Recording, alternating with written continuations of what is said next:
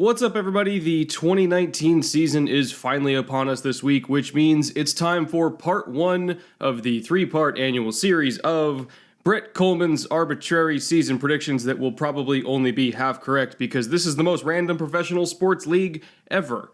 Today, I'll be going over all four NFC divisions, the record for every team, every division winner, both of the wildcard teams, and the NFC playoff seeds so that you know how the tiebreakers shake out in January. And if I were to say that these predictions were unique in any way, I think it would be because before I actually make them every year, I don't know what they're going to be. My method for season predictions is that I go through every single game week by week and pick them all 256 games of the year, plus the playoff games, and I let those chips fall where they may. I use the picks to determine tiebreakers, playoff seeding, even favorites for season-ending awards like MVP, Defensive Player of the Year, all of it. So I don't go into this thinking, the Eagles are going to win the East, the Bears are going to win the North. I just pick the games, and whatever the records are, they are.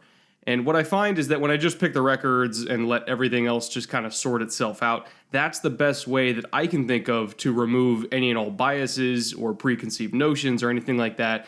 They're just pure, honest picks in a vacuum that are all the sum of their parts, so to speak. So before we get into each individual division and talking about them one by one, I want to show you guys the odds for winning these divisions for every team as of the day that I'm recording this on MyBookie. And, MyBookie is my season-long sponsor. They're one of the biggest online sports books on the market. I've been playing on them for about 2 years now, and I've always found them to be extremely reliable. They've got a wide variety of bets you can place on pretty much anything, both within the NFL or college football or really any other sport or event you can think of.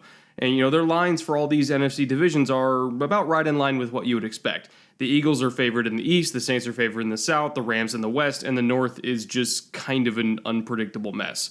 That's just about what everybody out there expects, myself included. Though I will say that I think the NFC South is going to be way more competitive than people think, even Vegas at the moment. And I think you could probably place bets on any of the Saints or the Falcons or the Panthers and feel semi-decent about it. But that's just me personally. The South is notorious for being a wild and crazy division that rapidly changes course multiple times a year, and I expect that to happen again this season. And if we're thinking about maybe putting down a few bucks on some of these division lines yourself, because there are a lot of intriguing bets to be made, like Dallas plus 160, Carolina plus plus 425, even juicier. I encourage you to hit that link in the description. Check out MyBookie for yourself. Explore the sports book, and if you want to make a deposit, just use promo code Brett for a 100% sign-up bonus on your first deposit up to $1,000, which will double your deposit with free betting credit as you go and make wagers. So you literally double your first deposit. So that's a really good deal. Can pay off a lot, especially if you hit on those bets.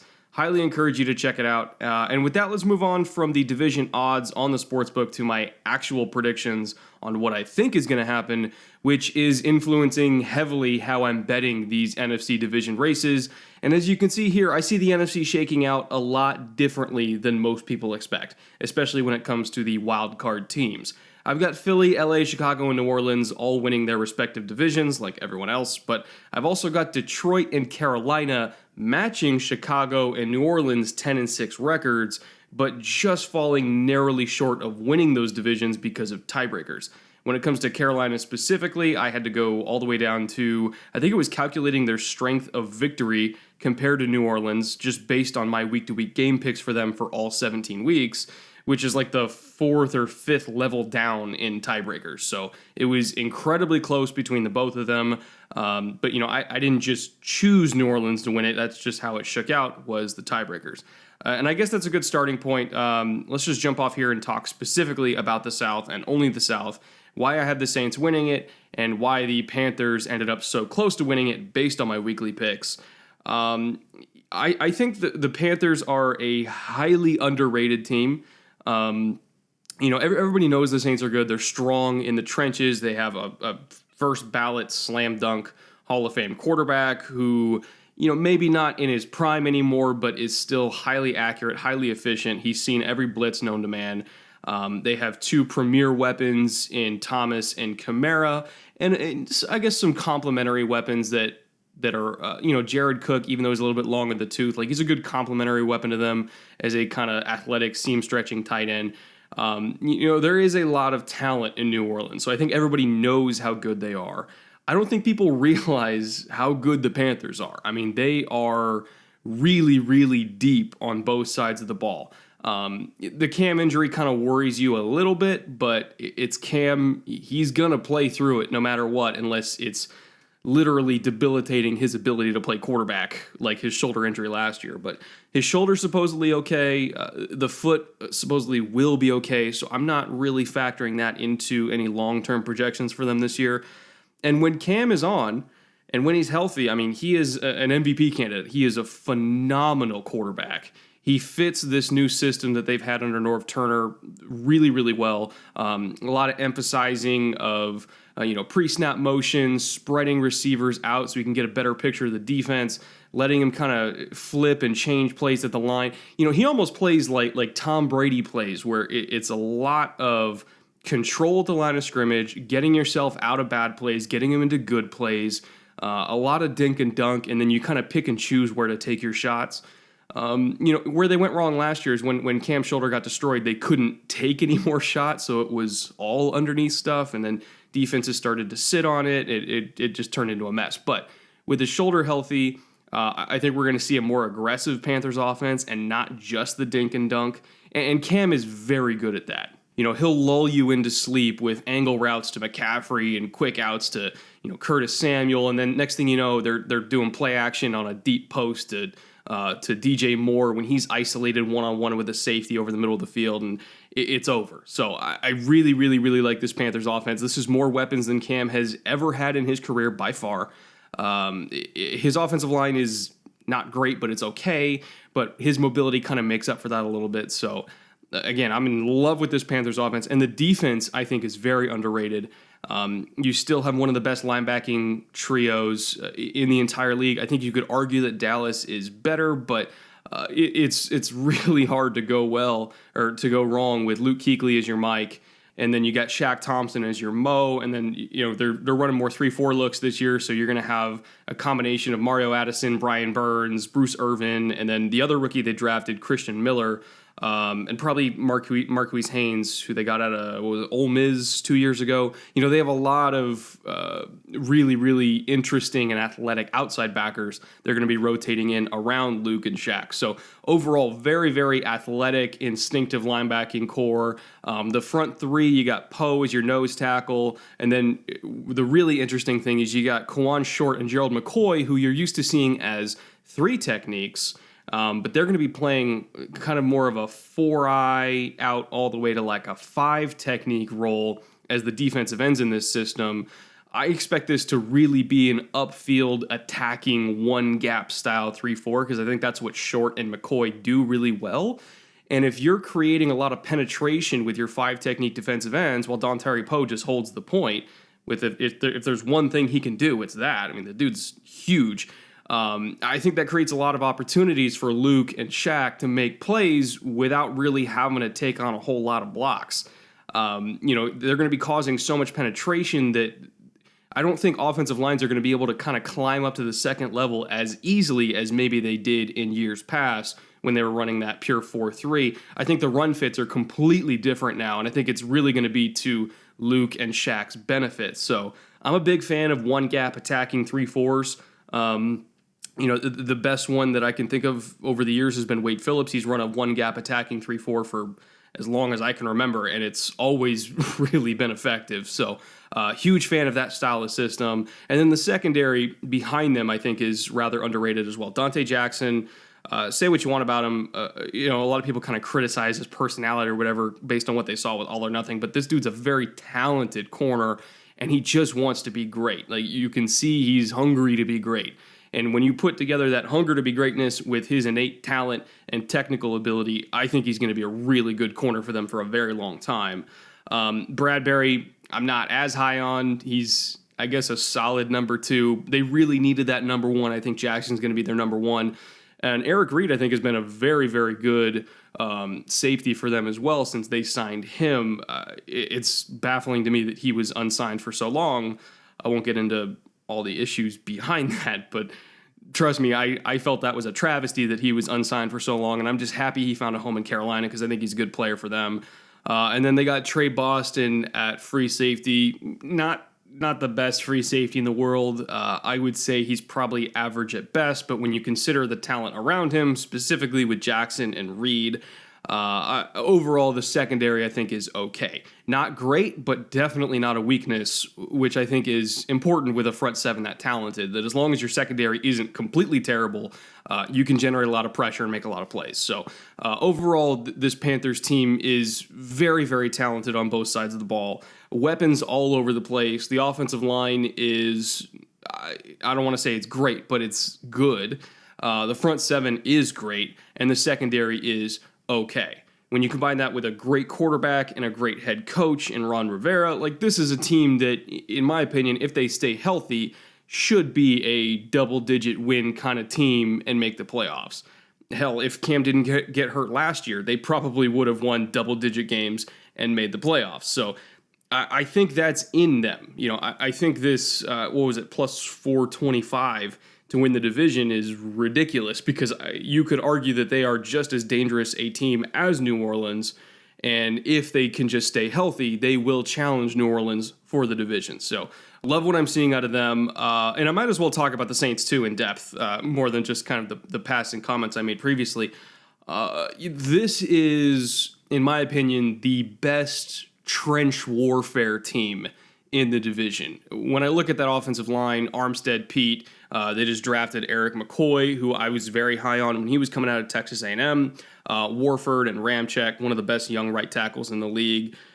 And then you look at the defensive line, you got Jordan, Rankins, Malcolm Brown, Marcus Davenport, who showed flashes of being a really, really good player last year in his rookie year.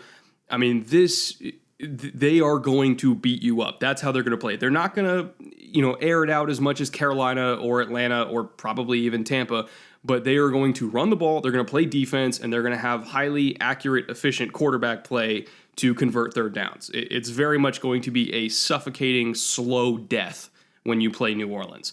They're going to be extremely frustrating to play against, which is why I guess I'm happy that Houston's getting them out of the way in week one, because New Orleans struggles to win one games for whatever reason.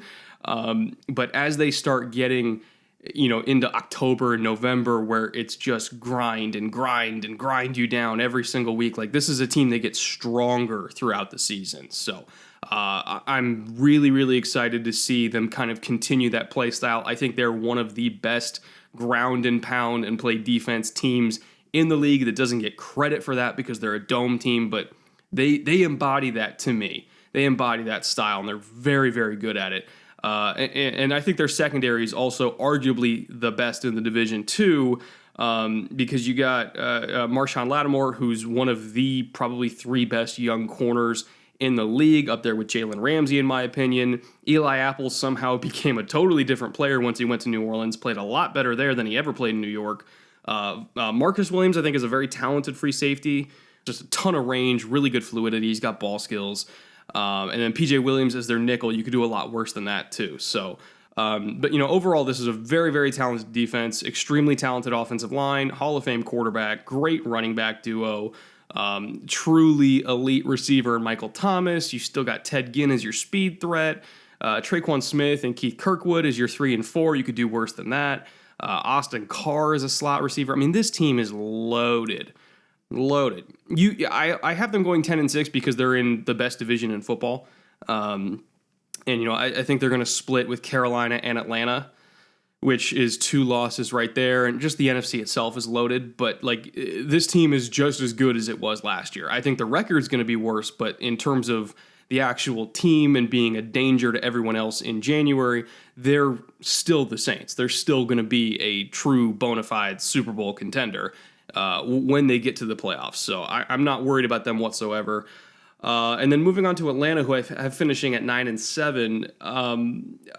People might be a little bit surprised by that. I think they see Atlanta as like the redheaded stepchild in this division, or at least the little brother to New Orleans in this division.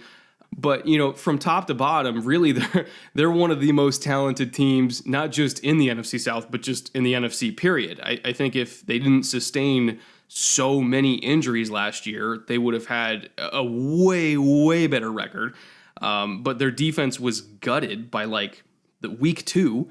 They lost Deion Jones, they lost Keanu Neal, Grady Jarrett was banged up. They weren't getting any edge rush out of any of their former first-round picks with McKinley and Beasley. And once Grady was gone, once Deion was gone, once Keanu was gone, they lost like 3 free safeties throughout the year. Like they were hurt. They were hurt, and there's not much you can do when you're playing with backups on like 6 out of your starting 11 defensive positions. So it was very unfortunate for them that they caught the injury bug, not just as heavily as they did, but how early they did, and losing all those guys for such long periods of time. Their season was kind of doomed before we even got out of September, to be honest. Not to mention their offensive line was horrifically bad. It's a miracle that Matt Ryan was able to produce like he did, because that offensive line was terrible. But they fixed that in the offseason. They brought in Chris Lindstrom, who I really liked out of BC. I think they're the only team ever in the history of the NFL that now has 5 former first-round picks starting on their offensive line. I guess if Sombralo's starting at right tackle, maybe that's not true anymore. But, they have potentially 5 first-round picks that can suit up for them on Sundays, which is just incredible. It's a very, very talented offensive line, totally different than the mess it was last year. Of course, we still have that incredible receiving trio of Julio and Ridley, and then Sanu is the number 3 guy. Justin Hardy is a slot receiver they like a lot. He's kind of bounced around the league a little bit, but I think he can be effective in the slot for them. Austin Hooper, not the greatest tight end in the world, but he's got talent. I think if you're kind of getting him on the move in space as more of a move tight end, settling in between zones, maybe throw him a screen every now and then, he can be really effective for you. So I like that for them as well. Again, not a top tier tight end, not nearly as talented as any other tight ends in the division, but I don't think he's bad. And then Devonta Freeman, I think, is still one of the best running backs in the league when he's healthy, which unfortunately has been not often the last couple of years. But he's a special running back, especially in tight spaces when they're running inside zone. He's kind of bob and weave and work his way up to the second level. I mean, he's got truly some of the best feet in the NFL at the running back position. So quick, so balanced, so powerful. Love Devonta Freeman. Ito Smith, not a terrible rotational back for them. Obviously, it's not Tevin Kollmann, but I like Ito. I think you can give him probably 7 or 8 carries a game and still have an effective run game while you're giving Freeman a blow. And then their secondary, I think, behind the front 7 that I already talked about, I think is also underrated. Trufant, he started out his career really hot. He's kind of pulled back in the last couple of years. I don't necessarily consider him like a top tier number 1 corner like I used to back in like 2014, 2015, but I think he's still an effective boundary corner. Keanu Neal, one of the best, most hardest hitting safeties in the entire league. At strong safety, they got Ricardo Allen at free safety. Love that safety duo. And then Isaiah Oliver, when he was coming out in not this past draft class, but the one before that, I had him as my top-rated corner in that whole class. Incredible length, not burning speed, but enough speed. Very fluid for his frame. I expect big things out of him if he's also manning that other boundary spot. DeMonte Casey, I think, is also going to be their nickel this year, which means they're probably going to be running more 3 safety looks if they just consider him like a nickel safety. I mean, he's played free safety for them in the past, so maybe they'll consider their nickel package a 3 safety nickel, not a 3 corner nickel, unless they're listing him at corner. I'm not 100% sure on that, but I know he is going to be playing nickel for them. Overall, this defense, very fast, very aggressive, not super physical, but just speed on speed on speed on speed, which when you're playing against a lot of the teams in this division where they have a lot of speed on offense, like Alvin Kamara and Christian McCaffrey and Curtis Samuel and DJ Moore, like you need speed to match that, and Atlanta can do that. So while I do have them narrowly missing the playoffs, I do think they're going to be 9-7 just based on my weekly game picks and still be a nuisance to everyone else in their conference and they'll be right in the mix for a wild card run all the way until week 17. I truly believe that. Very, very talented team. And then the bottom feeders, I guess you could call them, in the South this year. I've got the Bucks at 3-13, which was a worse record than I thought they would end up with when I started picking games. I was surprised by that. But when you look at just how strong their division is, they might go 1-5 in the division, maybe. Like I think that is probably their best case scenario, is going 1-5 in the division. I think they're going to put up a lot of points, but the defense is awful. I mean, the defensive line is it might be the worst in the league. Their offensive line is not much better. The secondary is still highly unproven. I love Devin White. Like the Devin White pick in the first round was great, but one linebacker does not make a defense. I can tell you that much. And it's, it might be a little bit of a rough ride, especially against all these great NFC South offenses.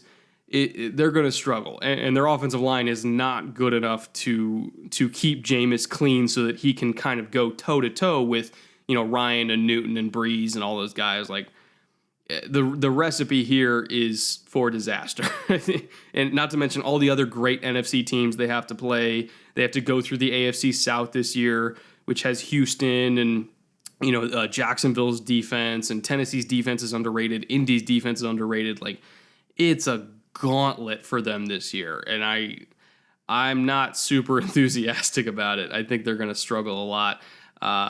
Maybe they're not going to be as bad a team as 3-13, but I don't see a whole lot of wins here with their schedule. It's an incredibly hard schedule, and they're just not deep enough on either the defensive or offensive line to survive that, in my opinion. So, there's a lot to like about Tampa.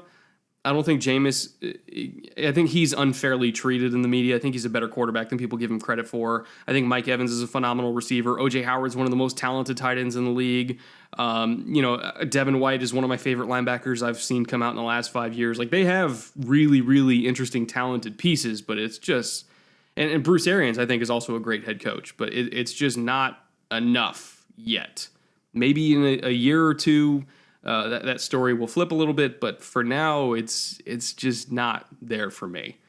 Moving on to the NFC West now, I guess we'll just kind of go clockwise with this thing. I've got the Rams finishing at 11-5, Seahawks 8-8, Niners at 7-9, which may be disappointing a little bit relative to their expectations, and then Arizona finishing about where you would expect at 5-11.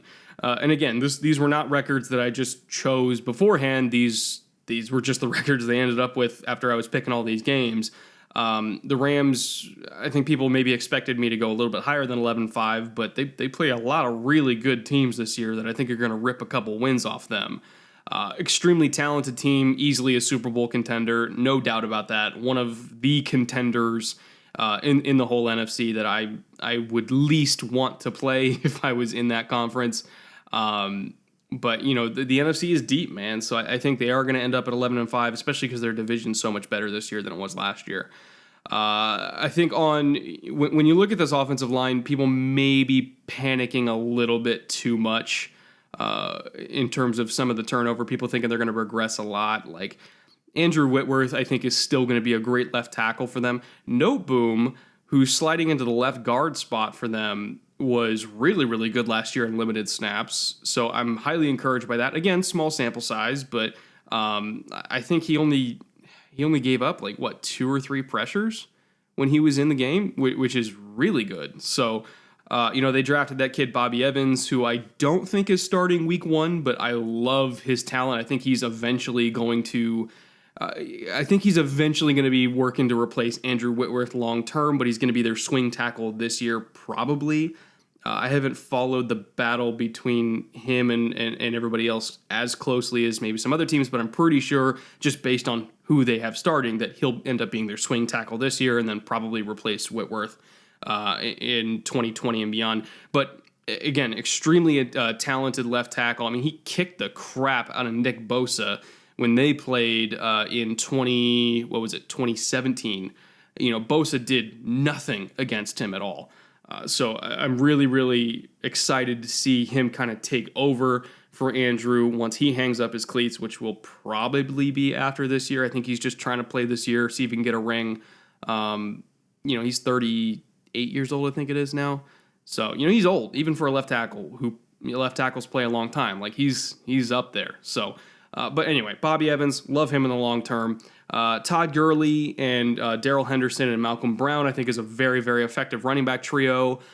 Gurley, he'll get less workload than he did last year because they're trying to preserve his knee. But still, even if you're only giving him 15 touches, that's 15 touches to one of the 3 best running backs in the league, and he can do a lot of damage on 15 touches. Henderson, I think, is going to be taking over probably also 12 to 15 touches a game. Maybe you give Malcolm Brown 5 or 6 touches a game. I love all 3 of those guys. I think they can run this system to perfection and really, really be one of the best ground games in the NFL again. And then the receiving core, I think, kind of goes without saying. Cooks, Woods, and Kupp, one of the best trios in the league. Right up there with Houston, right up there with, Atlanta. Cook's one of the premier deep threats. Woods is deadly as a route runner in the intermediate area of the field, and he could be a great red zone weapon for you. Kupp is arguably the best big slot in the league, up there with Michael Thomas. There's a lot to love about all these weapons. Jared Goff, I think, is a good quarterback. Actually, I think he's a great quarterback. He struggled against a certain game plan last year, which, first the Lions showed it, then the Bears perfected it, and then the Patriots kind of used it to stamp them out in the Super Bowl. For whatever reason, Goff, as good as he is, just really struggles with quarters coverage. But hopefully he kind of worked on that in the offseason. I think Sean McVay kind of made it his mission to, I don't want to say teach him how to attack quarters, but just kind of reinforce the areas of the field that he should really be trying to attack when he's given quarters over and over and over again, because quarters is not unbeatable. Like, it's a good coverage. It has its uses against, certain types of play calls and route patterns, and, certain defenses lend themselves to quarters more than other coverages based on skill sets, like we saw with Chicago last year, but it's not unbeatable. Like, there's a lot of plays, or a lot of play designs that you can use to eviscerate cover 4. You just have to actually execute them, and he just, for whatever reason, could not execute them last year. So hoping to see him improve that this year, because that was kind of his only weakness last year, was just that one specific defensive game plan. But anyway, it's not a super big deal. On defense, I still think the Rams have a ton of talent. Obviously, Aaron Donald, the best defensive player in the year, or defensive player in the league, I think, even over Khalil Mack and J.J. Watt. I don't think it's really a debate at this point. Aaron Donald is the best pass rusher inside or outside in the NFL. You also got Michael Brockers there as the other defensive end, which is a role he's played under Wade Phillips since Wade arrived. What was it, 3 years ago or whatever it was? One of the best 3-4 defensive end tandems in the league, bar none, regardless of system. Fowler, I think, is going to end up being their Will, and I think Clay Matthews is their Sam. I'm pretty sure he won that starting Sam job because they didn't really have anybody else. Clay, he's not the player he used to be, but I think he can still, at a minimum, be an effective Sam for them. And I think Fowler is maybe not like a killer edge rusher one-on-one against tackles, but he's good, and he's very, very good on stunts too, especially when he's working with Donald, who is phenomenal at setting stunts for him too. When they're kind of doing that TE loop inside with Fowler, like super, super killer stunt for them, high success rate for them last year. So they're probably going to end up doing a lot of that again. Corey Littleton, I think, is a very underrated inside linebacker. People don't talk about him enough, but he was really, really good for them last year. I think he was undrafted in, 2016, 2017, and he's turned into a pretty damn good player for them. So great value there. In the secondary, I think, is also, as long as Aqib Talib, who is 33, might be 32, as long as Aqib doesn't totally fall off a cliff this year because of his age, I really, really like this secondary between him and Peters, John Johnson, very underrated strong safety, Eric Weddle, one of the smartest free safeties in the league, even if he's also really up there in age.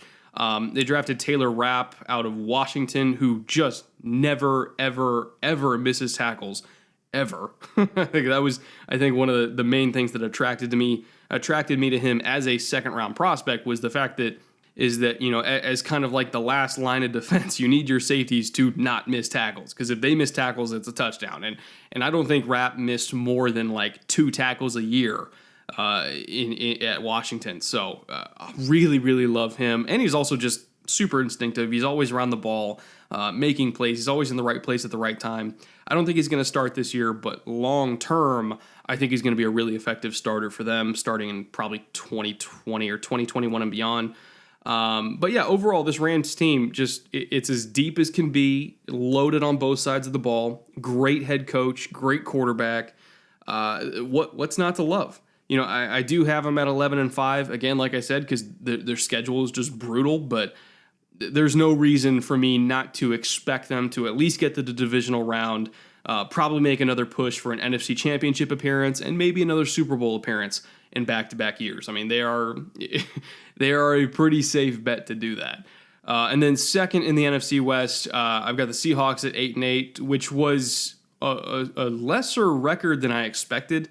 I thought I would have both them and the Niners higher than 8-8 and 7-9, but just when I look back at the games that I picked for them, that's just the record they ended up with. I think Russell is, every year, he's an MVP candidate. One of my top 3 or 4 quarterbacks in the league, bar none, zero question about it. I mean, he's the only reason, honestly, that the Seahawks have a chance to make the playoffs every single year. He carries Seattle harder than virtually any other quarterback carries their team in the league. I can say that with confidence. Not that the Seahawks have a bad roster. It's just whenever they do have problems, which they've always had their problems. Russell's one of the few quarterbacks in the NFL that can not only make up for those problems, but make it seem like they don't even exist. Whether it's bad offensive line depth, or defensive struggles, or run game struggles, or receiving cores not being stellar overall. I mean, Russell he's the Band-Aid. He's the best Band-Aid in the league, bar none. And so the Seahawks, I think they have a roster that should not make the playoffs, but if they do, it's because of Russell. As for why I have them going 8-8, my main concern with them is potentially getting into a hole early in the year. When they're still dealing with suspensions to Reed, and Collier's banged up. Like, their defensive line was without a doubt a concern entering the offseason. They've done a lot to improve it since then, with signing Ziggy Ansah and drafting Collier, who I didn't have him as a first round prospect, but there's still a lot of upside there, so I don't hate the pick. And obviously the Clowney trade that they just had, which was a steal. Like, I'm a Texans fan, and we got wrecked in that trade. Just a phenomenal value for them. Only giving up, Jacob Martin, Barkevius Mingo, and a 3rd round pick, which they might get back anyway if they let Clowney walk. It's stealing. It's thievery is what it is. So, they've done a really good job of taking a clear weakness and kind of mitigating that weakness from the beginning of the offseason to now, and not really spending a whole lot of resources to do it. John Schneider did a phenomenal job there. It's just with the suspension of Reed and, Collier being banged up and everything like that. Like, I do feel like their defensive line depth will be an issue, at least in the first 3 or 4 games. And what I worry about is if they fall into a hole in the NFC, it's really tough to dig themselves out of it.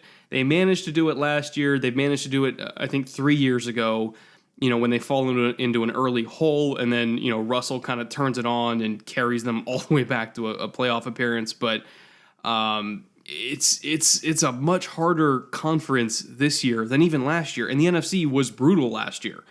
I think when you're stacking up the Seahawks roster against the Panthers with a healthy Cam, and a completely rebuilt Detroit Lions, a rebuilt Minnesota Vikings, a rebuilt Green Bay Packers, even, who I don't have making the playoffs, but like, there's a lot of teams that they're going to have to go through just to get into wild card contention. And I don't know if they'll be able to do it. So again, I didn't go into this saying the Seahawks are an 8-8 team. Because of Russell Wilson, it wouldn't surprise me if they won 10 games. But it's just when you pick the games individually, I ended up at 8-8. Because, I still think there are some some, I don't want to say problems, but things that might hold them back a little bit. Most notably, probably receiver depth. I love Tyler Lockett, one of my favorite deep threats in the league. But DK Metcalf is already hurt and dealing with, recovery from knee surgery. Gary Jennings, I think, and, Ursua are promising young players they drafted in the 4th and 7th round this year. I mean, they drafted 3 receivers. But there's a whole lot of unprovenness about this receiving core outside of Tyler Lockett, which is a problem. The offensive line, I think their starting 5 is fine. I think they can run block the hell out of people, especially when they put in Fant as their kind of extra tackle. But offensive line depth, I have a lot of issues. Like if Dwayne Brown gets hurt, which, he dealt with injuries during his time in Houston, has stayed relatively healthy since he's been in Seattle, but he's no stranger to injury himself. Like, are we super confident about either, Jamarco Jones or George Fant taking over at left tackle? Like we've seen that in the past and it didn't go well. Specifically with Fant. And then Jamarco Jones, I did not project him as a starting tackle in this league when he was coming out of college a couple years ago.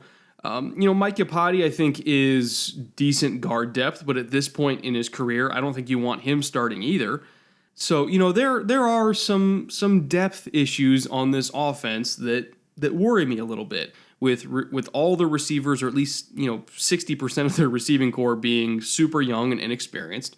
Their offensive line being one injury away from being, to say the least, and then tight end still being kind of an issue with, Nick Vannett and Will Dissly. I don't really consider great tight ends. They can, I guess, if you're working them open on like a deep cross on play action, yeah, they're fine. But like, I don't see Dissly or Vannett as like a guy you put as a big slot receiver in the mold of like an Ingram or an Ertz or a Kittle that can actually go out and beat really good safeties and linebackers one-on-one in coverage. Like there are limited options here for Russell to work with, which he's made work in the past, but at this point in a really strong division, in a really strong conference, I don't know if he'll be able to work enough magic to overcome it this year. That's a tough ask for me. And then the Niners, I think also same kind of thing. Like, they are a better team than 7-9, just like Seattle is a better team than 8-8, but they're in a really good division, in a really good conference, even if their record doesn't reflect it. And that's tough to overcome. I love what they did in this offseason. They had a clear need at defensive line, and they addressed it and then some. With Bosa and Ford presumably being their edge rushers of the future, with, Buckner working inside, and Armstead is still there. He's a great run defender as well. Like, this is a deep and talented defensive line, but there are still issues that I have some questions about. The secondary is a huge problem, or at least it was last year. For all the talent they had with, Richard Sherman and Ahkello Witherspoon. I mean, Sherman was fine. He's a very, very smart zone defender. He's always been a very smart zone defender. He's usually in the right place at the right time. In terms of physical gifts, I don't think he can play, cover 1 as well as he used to. So they had to kind of hide him either in cover 6 or cover 3 a little bit more than maybe Seattle did. Even in Seattle ran cover 3 all the time. And I think, San Francisco is going to end up running it even more to accommodate Sherman. But, Ahkello Witherspoon, who I feel like at least has the talent to be that kind of man corner that Richard was in his prime in Seattle, we never have really seen that materialize. He was just straight up bad last year in man coverage, like just bad. And in zone, it wasn't a whole lot better either. I mean, missed assignments, communication errors all over the place, like missed tackles, so many missed tackles, so many yards after catch given up, so many touchdowns given up. This secondary was supremely disappointing last year. Tart and Ward as a safety duo were very disappointing. Like, there's so much talent here, and it's not gelling. It's not coming together. There's just errors all the damn time. I hope it's better in 2019 than it was in 2018, because in 2018 it was straight up bad. It's largely the same starting, I guess you can call it starting 5 for secondary if you assume nickel's their base package. It's largely the starting secondary that it was last year. But we saw what happened over 17 weeks last year, and it was not encouraging at all. I hope it's better this year, but I'm just going off what I saw last year, and last year was bad. Linebacking core was heavily improved. I love the duo of Quan Alexander and Fred Warner. Fred Warner was nobody paid attention to him as a rookie.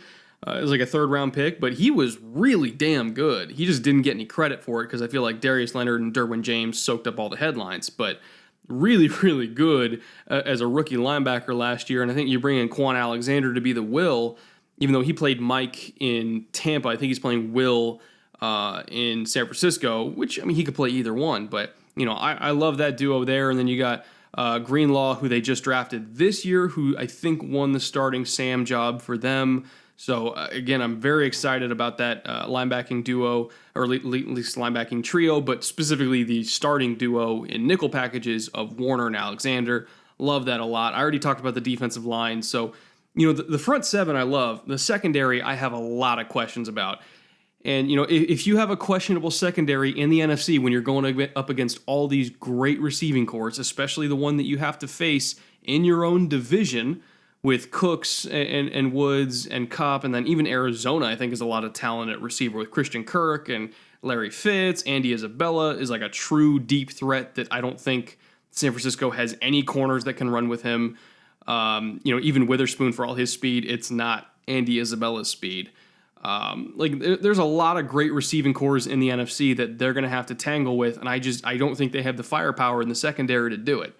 Which means that puts a whole lot of pressure on Jimmy Garoppolo to put up, 25 to 30 points a game, or they're going to lose, that's a lot to ask. I love Jimmy as a player, but, he immediately got hurt in New England when he took over as a starter for Tom Brady when Tom was suspended. He lasted like a game and a half before he got hurt, maybe not even that much.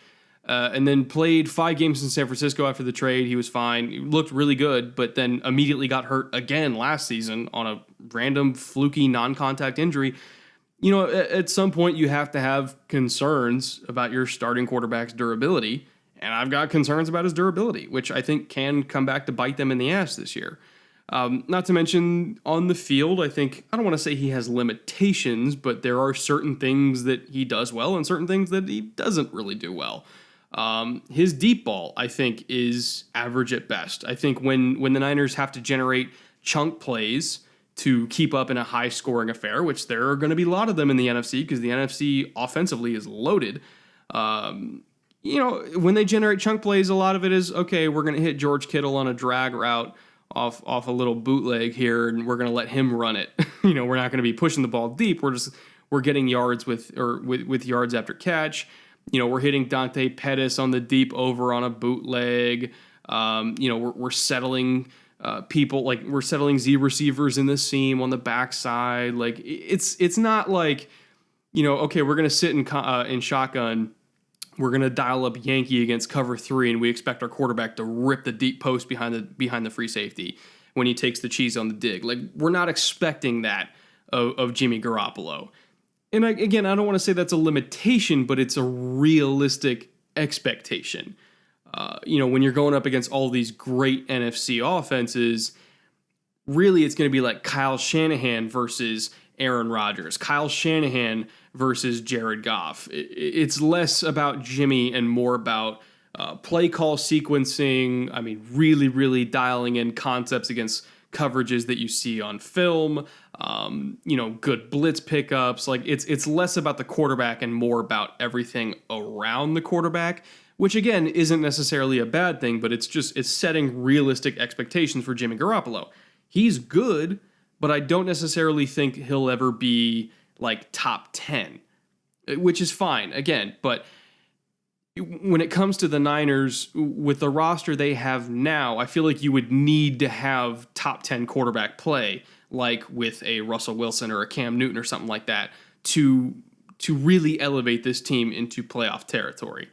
With that secondary and all the issues that they've had, and, with, again, outside of George Kittle, probably an unproven stable of receivers, it's tough to project this team. I do not think that they are bad at all. I think they are, at worst, At worst, I think they'll be average, which is good. I think Niners fans would take that. I think they expect a playoff run, and that is an absolutely fair expectation. It would not shock me in the slightest to see the Niners push for a wild card spot at all. This is a good team that will be average at worst and very good at best. Are they a Super Bowl contender? Probably not. But I projected them at 7-9 because their schedule is brutal. They're in a very good division in a loaded conference. I think they'll probably go 3-3 in the division at best, and that's already 3 losses right there. And then with all the other teams they have to play against, actually, I'll rip off the game picks that I had for them. I had them beating Tampa and then beating the Bengals to start 2-0. Losing to Pittsburgh 2-1, losing to Cleveland makes them 2-2. Again, like I said, their schedule's brutal. And then they fall to 2-3 against the Rams. 3-3 they beat the Redskins, and then 3-4 I think they lose to Carolina because I like Carolina a little bit better than them. Even though they're hosting Carolina, I still think the Panthers are just a better team right now.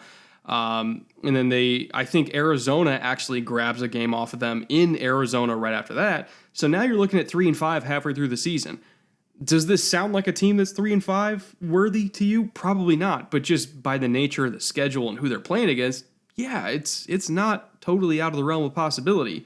You know, it's a hard schedule. There's no other way to say it. It is a very hard schedule where even though they are a better team than 3-5, they could end up at 3-5 halfway through the year, and then they're just kind of fighting for survival the rest of the season.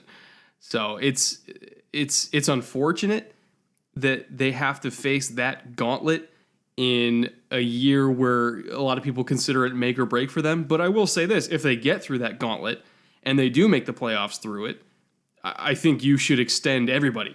Extend everybody right then and there, because that is an achievement if they can get through this schedule and make the playoffs. It is not easy. Not easy at all.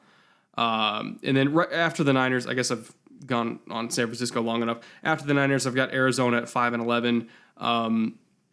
You know, it'll be a better year than last year. Anything would be a better year than last year. I do think that there's still a lot of holes on the roster that need addressing that Kyler and Cliff can't necessarily cover up on their own. The offensive line still needs a lot of work. The defense still needs a lot of work. Their best defensive player, Patrick Peterson, suspended for most of the first half of the year. You could argue Chandler Jones is their best defensive player, but personally, I think it's Patrick Peterson. And then, you know, what you're left with is Chandler Jones and Budda Baker and Jordan Hicks, and I guess a very old Terrell Suggs as your next best defensive player.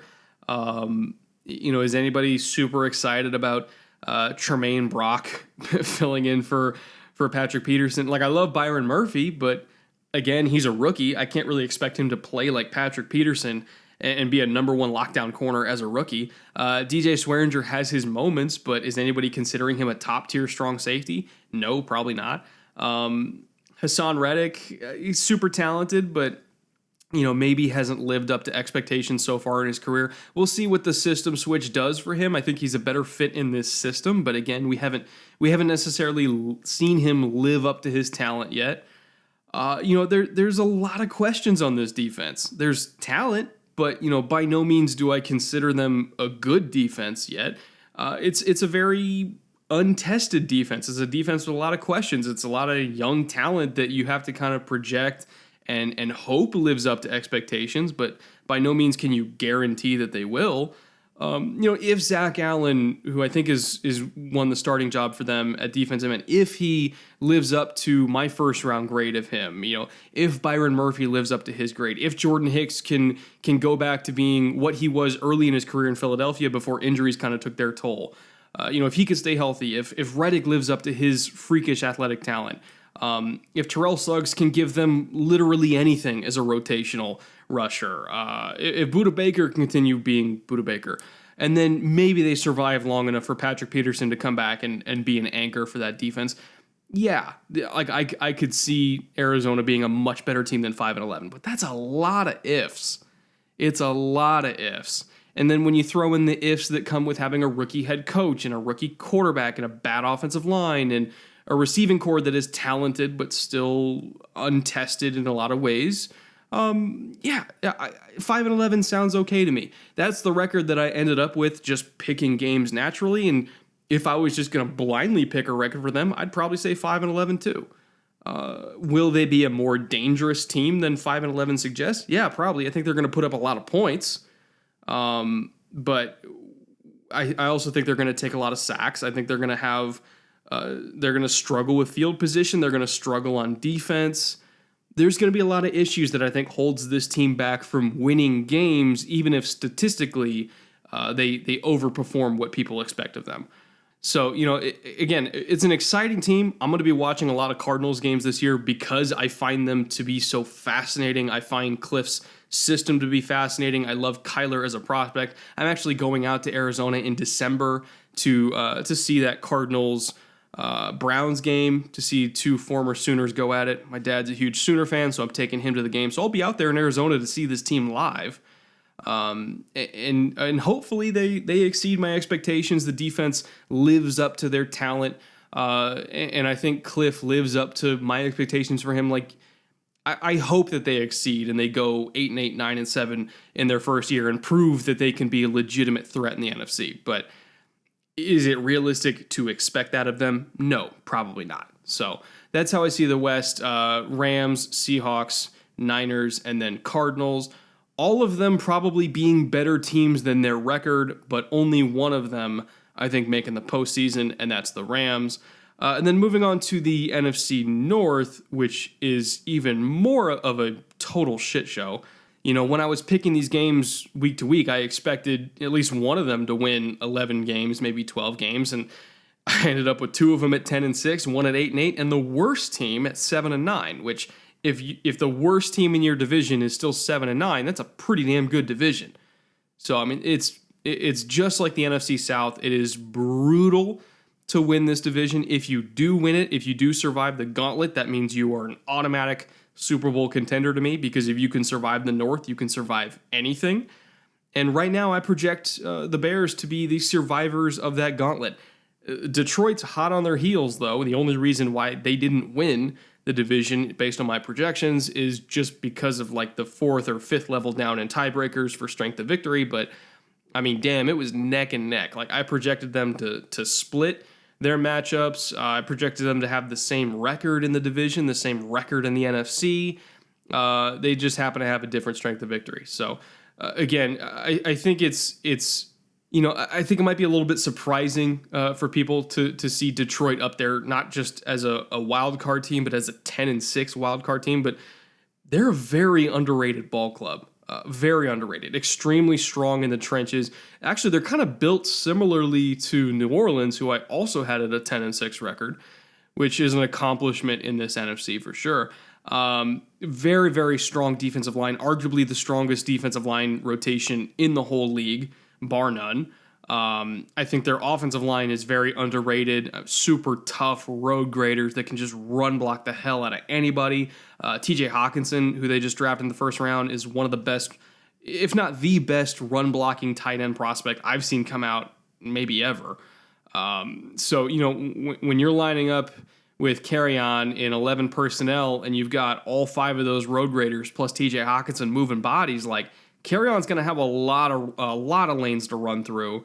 And Carry-On himself is a fantastic talent who I equated with Alvin Kamara last year in his rookie year. Just a super dynamic runner and receiver, very versatile. You can use him, line him up really anywhere on the field, and he'll produce for you. Love Carry-On Johnson. So, you have a young, talented running back, a talented offensive line, a talented tight end, a great quarterback in Matthew Stafford. Even if he's maybe a little bit inconsistent, I think when Matt is on, he can go toe-to-toe with anybody. Great defensive line. Receiving duo with Jones and Golladay is awesome. There's a lot to like here. Even the linebacking core, which we've questioned in the past. I think when Davis comes back healthy, whenever that is, I think they've got Jelani Tavai starting for him in week 1. It's a very fast, aggressive, rangy linebacking core. And then Tavai, I think, he's going to eventually be their Dante Hightower, big physical Mike that you bring through on a lot of blitzes. He can get into throwing lanes in zone. Don't necessarily trust him in man coverage, but in zone, I think he's fine. But he's almost like a fifth rusher a lot of the times and just creates a lot of havoc on stunts and everything like that. I guess you could also equate him to like Benardrick McKinney in Houston, who fulfills the same kind of role and does it very, very well. There is a mold here for that kind of linebacker that he fits. And I already mentioned the defensive line; they're awesome. The secondary is underrated. Darius Slay continues to be one of the most underrated corners in the league. I think Tracy Walker was a very nice surprise at free safety for them last year. Quandre Diggs, also an underrated strong safety. Not elite, like we're not talking like, Harrison Smith status here or Keanu Neal status here, but still underrated strong safety. And then on the opposite corner, I think whatever they end up doing opposite, I think Justin Kollmann's going to start the season there. But it would not surprise me if by the end of the year they got Amani Oruwariye starting opposite of Darius Slay. I had him graded as a first-round prospect, and I think eventually he's going to work himself into a role in this defense. So, just overall, top to bottom, this team is good in all the areas that count. Offensive line, defensive line, and quarterback. And they have a lot of talent elsewhere, including at running back, receiver, secondary, linebacking core, tight end, obviously, with Hawkinson. It's a very, very, very talented team, with really the only questions being, I guess, the coaching staff. Personally, I'm a believer in Matt Patricia. Darrell Bevel's hit and miss, but at least he's going to feed Kerryon Johnson a lot of touches, which I think if you want the Lions to succeed, that's what you have to do is run the ball with Kerryon Johnson. But overall, I think if the Dallas coaching staff last year could take their talented team to the playoffs, there's no reason why Detroit can't succeed with Patricia. I think he got kind of a bad rap in the media because of, I don't even know why, maybe just because he was kind of testy with them, so they were floating stories about the locker room not liking him or this or that. But Matt Patricia's a good coach. Like I have a lot of faith in him, more faith than I guess most other people do, which whatever. He's only been a coach for a year. You guys got to give him a little bit of time here. But anyway, overall, I really, really like Detroit in this division. It would not surprise me to see them win the division outright because I think, again, like I said, they're built in all the right areas, and they're going to be neck and neck with Chicago the whole way. I truly believe that. If they stay healthy, they'll be neck and neck with Chicago all the way up to Week 17. And speaking of Chicago, they're still the Bears. They're still arguably the most talented team in the NFC, right up there with probably Philly. Just super deep on both sides of the ball. Just remarkably talented front seven and secondary. Weapons all over the place with Robinson, and they bring in Montgomery. You still got Tariq Cohen. You got Anthony Miller, Taylor Gabriel. Offensive line is decent. I don't necessarily think they're great at the tackle position, but the interior three is very strong with Whitehair, Daniels, and Long. And then Leno and Massey are fine. You can work with that. And then Trubisky, I think, is a good quarterback too. Not great, but definitely not bad. He doesn't deserve the rap he gets. So, and their coaching staff, I think, is also probably, or at least arguably, right up there with Minnesota as being the best in the division too. So there's a lot to love about Chicago. I've done many, many episodes highlighting all the different facets that make this team work. It does hurt that Vic Fangio is no longer there. I feel like he was their X factor last year in terms of creating excellent game plans to take on some of the league's best offenses, whether it's LA or the Patriots or anything like that. Like it hurts to lose Vic. I don't think Chuck Pagano is a bad defensive coordinator, but I think pretty much anybody in the history of the sport, other than like maybe Wade Phillips or Bill Belichick himself, would be a downgrade to Vic Fangio. So it's not necessarily I don't like Chuck. I just love Vic that much that it's hard to imagine that they're going to maintain that same level of preparedness, of executing perfect game plans each and every single week. Like it would be unfair of us to kind of lay those same expectations on Pagano that we that we laid on Vic, because Vic is like one of the top 3 defensive minds in the history of the sport. So I'll kind of leave it at that. Overall, I think Chicago is going to be great again this year. You could argue that they'll push for an 11-5, 12-4, maybe even 13-3 record, but as I was picking games, again, just because of their schedule, this is what I ended up at. They're in a brutal division that I think is going to rip off probably 3 losses from them. Maybe 2, but most likely 3, because I think the Packers, Vikings, and Lions are all capable of beating them on any given week, especially when the Bears go on the road. So, it's tough. I think 10-6 is still a great record for them, just considering their gauntlet of a schedule, and I would not be disappointed by that at all if I were a Bears fan, because I know that as long as I make it to the playoffs, I have a chance. And I think the Bears, if they stay healthy and if they make it to January, have just as good of a shot as anybody else to go all the way. That's really all that matters, is that you make it to January, and I think they're going to do just that. Third in this division, kind of going a little bit out of order, but third, I had the Vikings at 8-8. Is this team more talented than 8-8? Yes. Do they have a better coaching staff than 8-8? Yes. Do they have a better quarterback than that? Yes. But it's just, again, it's the nature of the schedule. As I was going through picking games, like, they got to get through the gauntlet. And I don't think that they're going to be able to get more than 3 wins in their own division, which means they're taking 3 losses right up front there. Looking at their schedule, again, I'll just kind of go through these one by one.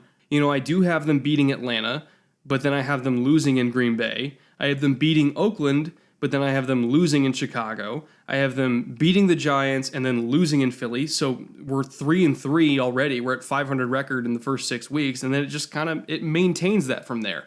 You lose in Detroit, and then you beat the Redskins in Minnesota. You lose at Kansas City, and then you lose at Dallas again, because Dallas is also a very good team. But then you pick up a win when Denver comes to town, and then you pick up another win when you're playing Seattle the very next week, and then you pick up a third win in a row when you're hosting Detroit. So it's like 2 steps backward, 3 steps forward, and then another step backward again. You end up in the exact same spot. I think they'll beat the Chargers, but then lose to the Packers. I think they'll beat the Chicago when they host Chicago, even though they lost to Chicago earlier in the year. So they play an unbelievably talented schedule. They're already in a great division, but when your out of division games are, the Cowboys and the Chargers and the Seahawks and the Chiefs and the Broncos, who are a underrated team, like, that is brutal. And when one of your away games out of division is in Arrowhead against Pat Mahomes and the Chiefs, arguably the best team in the league, like, that is brutal. So, it's a better team than 8-8, but their schedule is just monstrously difficult. If they have a few bounces go their way, the opposite of what they had last year, where they had a lot of bounces not go their way, yeah, they can end up with a double-digit record and probably push for a division title here, or at the very minimum wild card. But am I going to count against a whole lot of bounces going their way against all these really, really phenomenally gifted teams? Maybe if I was a Vikings homer, I would, but as an objective third party, how can I? How can I count on a few lucky bounces determining the game one way or another? All I can pick on is based on talent and scheme and where the game is played, for home field advantage. That's all I can pick on, and that's how I ended up at 8-8. So would that be disappointing for Vikings fans? Probably, yeah, because this team is loaded, but that's just the reality of it. And the Packers, same kind of thing. I had them at 7-9. No fault to them. I think they're a better team than 7-9, but just listen to this schedule. They're at Chicago week 1, which is the game tomorrow.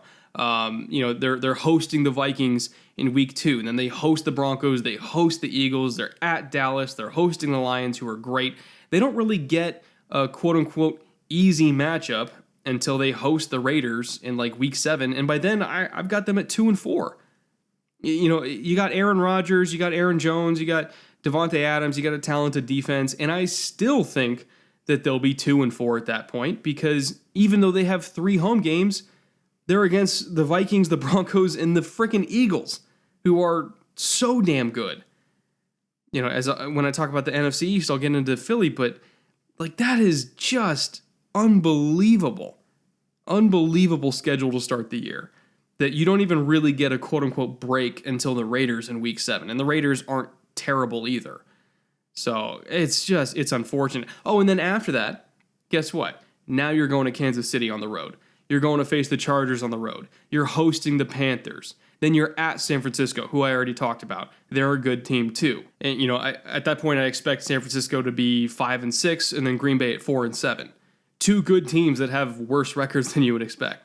And then you're on the road to the Giants the week after that, who are, again, better than you think.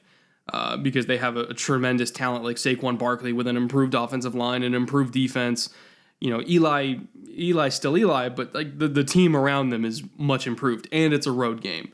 And then you're hosting the Redskins, who I don't expect great things from Washington, but they're still no slouches. They still got a great front seven and a bruising run game.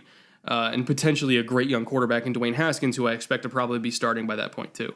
And then you're hosting Chicago, and then you're at the road of Minnesota, and you're on the road to finish back-to-back games in Detroit too. Like, it's just, it never ends. This schedule never ends. Like, even your breaks aren't even against terrible teams. Quote-unquote breaks. Like, it's not like you get to have 2 games against Miami, like New England, or 2 games against Tampa, like the Panthers and the Saints. Like, your easiest games are against a talented Raiders team that I think is going to underperform, but they still have a lot of talent.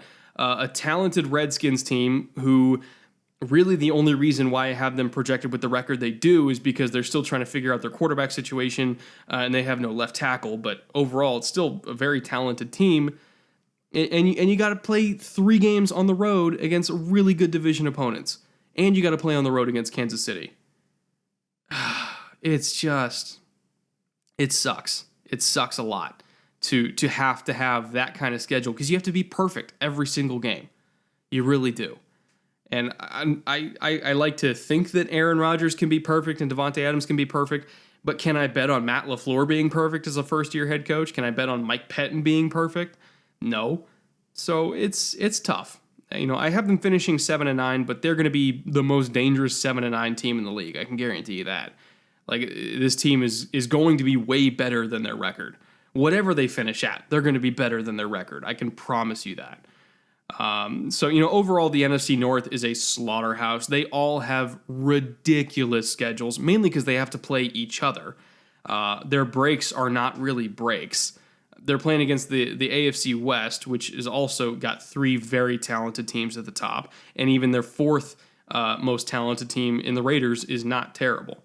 So it's brutal. This division's brutal. I think the Bears win it, but only narrowly because of tiebreakers. I think the Lions also finish at 10-6 and make it in as a wild card. And I think the 2 teams left out, the Vikings and the Packers, are wishing that they played in the AFC. I can promise you that. They would wish that they'd be playing in any other division, because this one just it's a gauntlet, man. And that moves us on to the NFC East, who this is the only team in the entire conference that I have finishing with 12 wins is the Philadelphia Eagles. I got them right on top at 12-4. Dallas I have at 9-7, but that actually surprised me. I thought I would have them higher than that, but that's just kind of what they ended up in, because again, their schedule is absolutely monstrous. And in the NFC East itself, even bad NFC East teams always play good NFC East teams pretty closely. It's not common where, week 17 last year where the Eagles just absolutely obliterated the Redskins. Most of the times these teams are always going to play each other close, regardless of how good or bad they are. So 9-7 is probably a disappointment to Cowboys fans. I think they'll push for a wild card spot. I don't think they're as good as the Eagles, but I do think they can push for a wild card spot, because they are still very talented themselves. But, I have a lot of questions about their head coaching situation and their quarterback situation. If there was anything that I think would hold them back, it's Dak Prescott, frankly speaking, and it's Jason Garrett. Dak improved mightily once he got Amari Cooper in the building last year, but Amari's already dealing with a foot injury that's going to be lingering literally the whole season and might cause him to miss some time. At least I would expect it to, because plantar fasciitis is extraordinarily painful, and for a receiver, you need your feet. and that's it's one of the most agonizingly lingering foot injuries you can have in an NFL season. So I can't guarantee that Amari Cooper, who made Dak a better quarterback, unquestionably, will be on the field. And then what's he left with? He's left with the corpse of Jason Witten and Michael Gallup, and I guess Ezekiel Elliott, now that he's signed his deal, as the best receiving options there. Zeke would probably be their best receiver if Amari's not on the field. So, if you're going to run the ball 40 times a game, and, let Dak basically just work off play action, yeah, this can work. You can run the ball and play defense, but at some point you are going to have to throw the ball, and I don't necessarily think that they can keep up in a shootout type of game, especially if Amari is hurt. He's already hurt, but especially if he's playing hurt. I don't necessarily think you can keep up with a shootout kind of game as well as a lot of the other ground and pound teams can, like New Orleans. I think if you're putting Dallas, actually, let's take a look at their schedule. I'll run through it. I'll tell you how I got to 9-7 with them. It kind of starts out strong, but once you really get into the meat of the schedule, it really starts chipping away. So, I have them going 3-0 to start the year, beating the Giants at home, beating the Redskins on the road, and then beating the Dolphins at home. So you're starting 3-0, but then you lose one on the road to New Orleans. You narrowly win against the Packers at home in Week 5. So now you're 4-1, but then you lose on the road at the Jets, pick up a win at home against Philly to go 5-2, but then again lose on the road to the Giants to split that series. You pick up a win against the Vikings at home, so now you're 6-3, which is good, but then you lose back-to-back road games against the Lions and the Patriots, so then you go from 6-3 to 6-5. You win at home against Buffalo to go 7-5, which is still fine, but you kind of have no margin for error if you want to keep up with Philly at this point. And then you lose on the road at Chicago, which I think most people would expect. You pick up a win against the Rams, but now you're only 8-6. Now you have to win out to go 10-6, and you have to go on the road at Philly to do that. And I don't have them winning that game, so now you're 8-7. And then you pick up a win again to sweep the series against the Redskins at 9-7, which, again, just to get to 9-7, you're hoping that they sweep a division rival in the Redskins, who plays them close. So it's a brutal schedule, and unfortunately, they have a lot of really hard out-of-division road games, like on the road at Detroit, on the road at New England, and then on the road at the Jets, who are a better team than people think, too, with a stellar front seven, especially on the inside, which matches up well to stop the one thing that the Cowboys do great, which is running the ball. So their out-of-division matchups are really tough this year. They play a lot of really tough front sevens. Their road games are brutal. Their division is hard. It's rough. It's absolutely rough. I do think they pick up some wins against really quality NFC teams at home, like the Vikings and the Rams, but I don't necessarily expect that to outweigh their road schedule, which is just unbelievable. It's an unbelievable road schedule. So again, I have them going 9-7, really no fault of their own. It's just realistically speaking, with their schedule, that's what I have them finishing at. And the Giants and Redskins below them, I have the Giants at 6-10 and Washington at 5-11, which is probably unsurprising. The Giants, I think, did heavily upgrade their roster in the offseason, especially their offensive line. And all things are possible when you have Saquon Barkley and a good offensive line. He's the best running back in the league, in my opinion, already. And I don't think people would debate that with Zeke and Gurley probably, but to me, it's not really a debate. I think Saquon's the best. And Eli, I think, in this Shermer offense, as long as he's protected, which he should be protected more this year, can be effective. So the Giants will be a better team than they were last year, but again, just a product of their schedule, a product of their road games. Their road schedule is also really hard. Like I have them finishing at 6-10, but a strong 6-10, if that makes sense. I think they'll be better than their record. And I don't think Daniel Jones is going to have to play this year. He might play next year, but I think Eli is going to play well enough in this system to not have to start a rookie this year. So, overall, I think Giants fans would be okay with that. They're clearly in a rebuilding year. They're not going to be the laughing stock of the league, not by a long shot. So I think it's still going to be an overall enjoyable season for Giants fans, even if they don't make the playoffs, because I think there are a lot of promising things on this roster. Very, very promising things. And the Redskins, similar kind of thing. I think, that Trent Williams holdout really hurts them more than anything, because I think they can run the ball well, and I think they can play defense well. But if you can't pass protect and you have Case Keenum as your starting quarterback, which probably won't be for long, or a rookie quarterback in Dwayne Haskins, who I expect to take over probably after like the 4th or 5th week, not having a great franchise left tackle against the slate of edge rushers that Washington has to play against is difficult. Not to mention it's a very unproven receiving core. Terry McLaurin is going to be their starting X, and I love Terry McLaurin. I've drafted him in literally every fantasy league I'm in. But still, you're asking a lot of a rookie receiver to not just put up great production for a rookie, but to put a good production for a number one receiver as a rookie is rare. So the offense is going to run through Darius guys. They're going to try to be that ground and pound and play defense kind of team, but again, it's similar kind of thing to Dallas. If you get into a shootout, do you have the quarterback and do you have the firepower and the pass protection to survive in that kind of game? And I don't necessarily think they do. So I've got Washington at 5-11, but there are some pieces to look forward to in the future. I love Dwayne Haskins. I think he's going to be a franchise quarterback. I love Terry McLaurin. I think he's eventually going to be a very good number one for them. And I love a lot of their defensive pieces, but I just don't see it happening this year, especially with Trent Williams hanging out or holding out. It might be a little bit rough for them. So, overall, that's how I see the East. I think Philly is clearly the best team in the division. I think they are the best team in the conference, and I think they'll finish as the number one seed accordingly.